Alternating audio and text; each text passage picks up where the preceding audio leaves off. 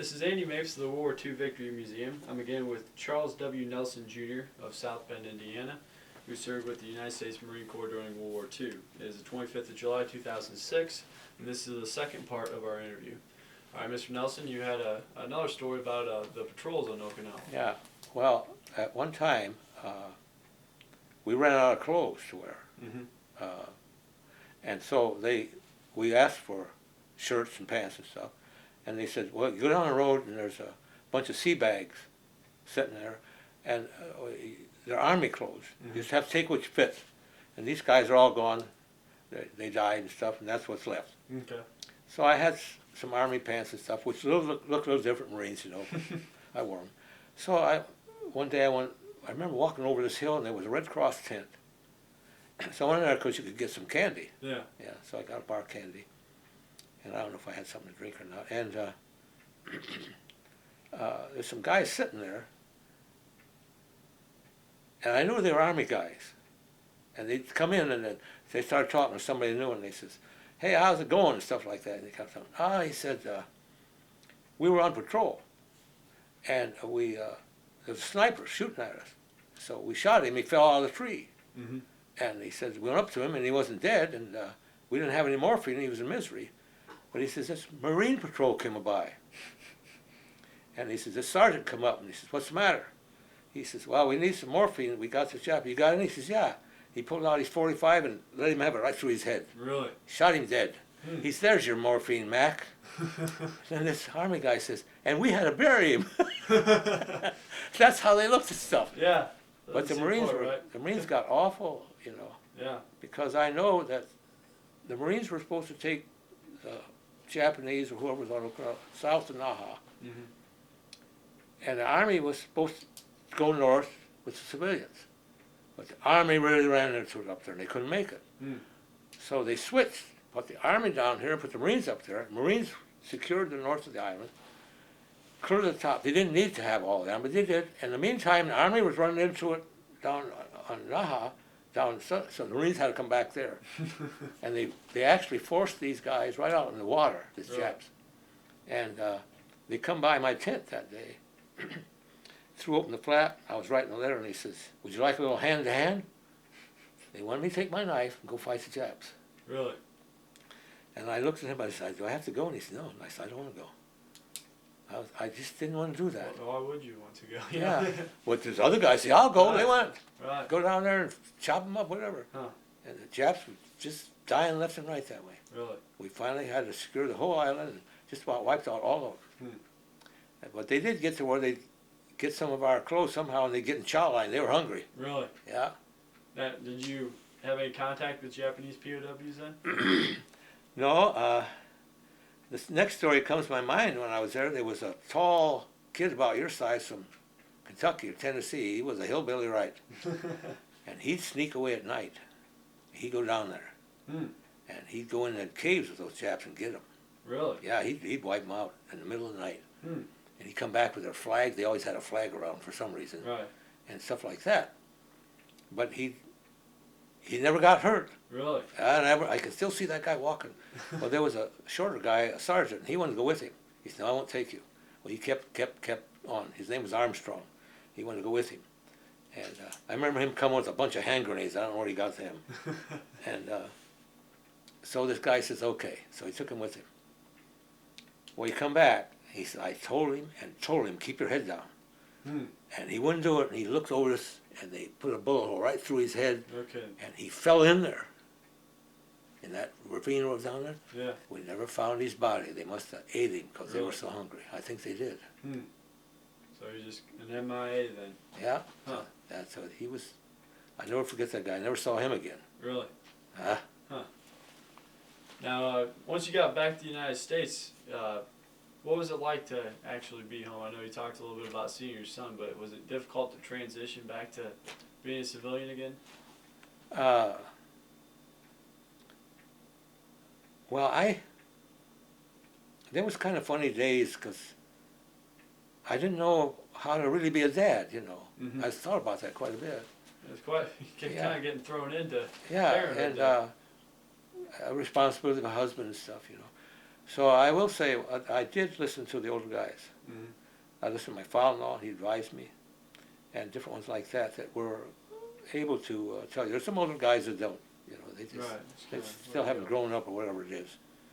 And so I think I benefited from listening to the older guys' experience. Hmm. Why should I go through that if they tell me, you know? Right. So my father-in-law was one that helped me get back into Studebakers, and I Mhm. became a metal pattern maker in foundry. And I went in there, and well, I told you, I think, previously about smiling and stuff. Yeah. Yeah. Yeah. Well, I got to where I had to learn how to get along with a bunch of guys, you know, because they made a supervisor out of me. Yeah. Well, I became the guy that was in the pattern shop then, and so I was on salary about 8 years when they folded up, Mm. and I worked there 23 years. So I get a pension from Studebakers. I get $21.39 a month Gee. every month for the last I don't know how many years. Wow. I've been retired almost 20 years. Hopefully not on just that pension. Yeah, Prudential has that money. I don't know how they got it, but I asked them if I couldn't do something with it to make more. You know, Yeah. they Yeah. wouldn't even talk to me. give me some interest or something on Yeah. that. Now, you talked a little bit about learning how to work with people. Were most of the people in your outfit older than you, or pretty much Well, the same age? when I was at Studebakers, yes. Okay. But one advice is never lie to somebody. Mm. Boy, that's when you get in trouble. Yeah. And I found that out, you know. And it was kind of funny how it happened, but it just so happened that there was pattern makers and machine repair in that department, and you could see jealousy when I got the job of supervisor. Why didn't they get it? And so on. Oh, You yeah. know. So it just so happened that the guy that was retiring, he had a nephew on the second shift, so they put him in charge of the department on days. Well, he happened to have a negative personality, and I think that helped me a little bit, No. because boy, he was a mean son of a gun. Really. Yeah, he was, and so a lot of people didn't like him, and they'd come to me a lot of times to help, and I got to be, and the same thing with the machine repairman, Mhm. and I got to learn machine repair stuff. Really. Yeah, and they finally told me that I was doing all right. Yeah. And there's a long, long story about that kind of stuff. But, well, I left when Studebakers went down. I went to Chicago then, and Okay. I had to leave my wife again. I didn't like that. Yeah. Yeah, I went to Sloan Valve.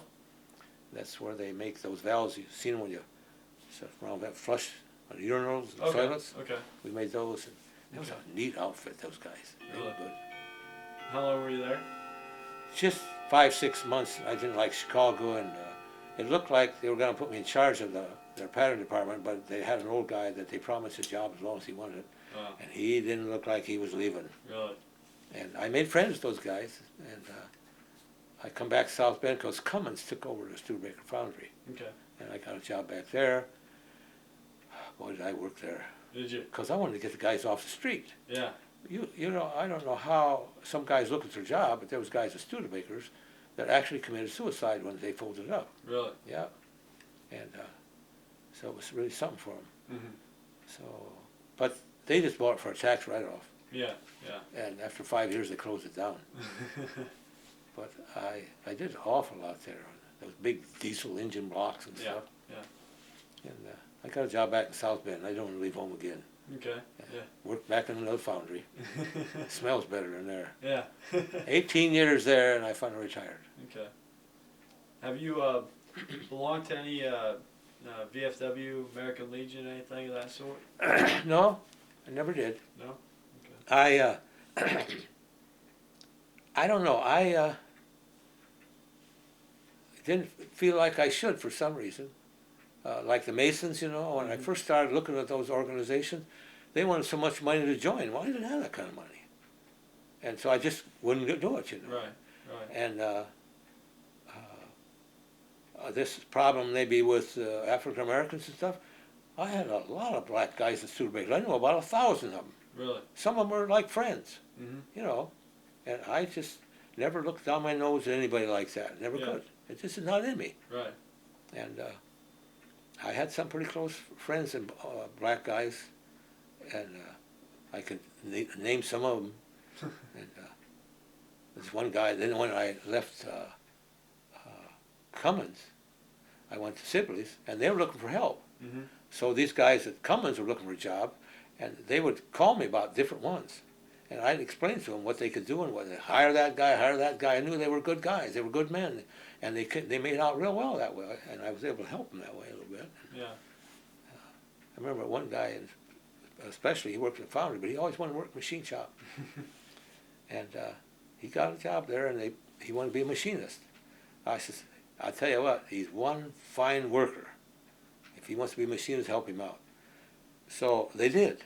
And he became a machinist, he became a supervisor there. Really? Yeah. Huh. Then he went back to work when workload went down, and Yeah. finally he left there, and I didn't see him for I don't know how long, and he actually hugged me. Yeah, in the Kroger's. I guess he's dead now, Huh. but he was a real handsome guy. Well, you got him in the machine shop, though. Yeah, no, I don't know what he's doing the last. I don't know what happened to him. I met his nephew, and he played golf. He was a golf pro almost. Really? Yeah. So you see there, Yeah. it's like Tiger Woods. Look at him. Right, right. Great guy. You've done pretty well. Yeah. Can you tell me a little bit about your children? Well, my oldest son is, like I told you, he's 61, Okay. and he's been married 40 years. Well, 41 years. Hmm. And my second son is 56. He's a screener at the airport. Okay. They made him a supervisor. Mm-hmm. He goes to D.C. on something all the time there. Don't tell you much what's going on. It's kind of quiet. He never did talk much. Really? And my oldest son has 3 children, and my second son has 3 children. I have a daughter that never had any children, and she lives in Arkansas. I adopted her when she Okay. was 6 weeks old. Really? My wife said, we can't have boys, I want a girl. And it was kind of relative. They just gave her the baby. Really? It cost me $52 to adopt her. Today it costs you a bundle to adopt Oh, a yeah, child. That's sure, terrible. Sure. It's terrible. Yeah. Well, anyhow, my oldest son, he's kind of a sales engineer with Southman Cutting Tools, and he's doing real well. And my daughter-in-law, his wife, who I love dearly, she works at Penny's, Okay. and she has an outstanding personality. You can't help but like her. And if like an older woman come in the store there and they want to help her shop, they give my daughter-in-law to her, and she said, well, I'm only going to buy one thing. And before she got done, I talked to her, she bought all kinds of stuff. And then he has, his youngest son is David. He works for Patio Enclosures. He never got married. Big, strong kid, he just loves to do that. Yeah. Now he's got an older brother, older sister. Kimmy is the oldest one. My oldest granddaughter, she's 39, I think. And then Phil, he's 37. He's a whiz-bang for these. He's one of the guys that told him to put all these towers up for these cell phones and Oh, stuff. really? Okay. Yeah, he makes the bucks today. bet. Yeah, I'm sure. He's in it. And he and I were the ones, I think, of all my grandkids, real close. Okay. He has 2 children. And Kimmy has 2. And my second son has 2 daughters and a son. The 2 daughters are married. And one of the daughters has 2 children. The other has 1. And his son is now working at the airport. Well, I don't know what he's doing, but he's never got married yet. He don't have any kids. My daughter lives down in Arkansas, and she used to live in Chicago and everything. She's a really sharp kid. Really? She works occasionally for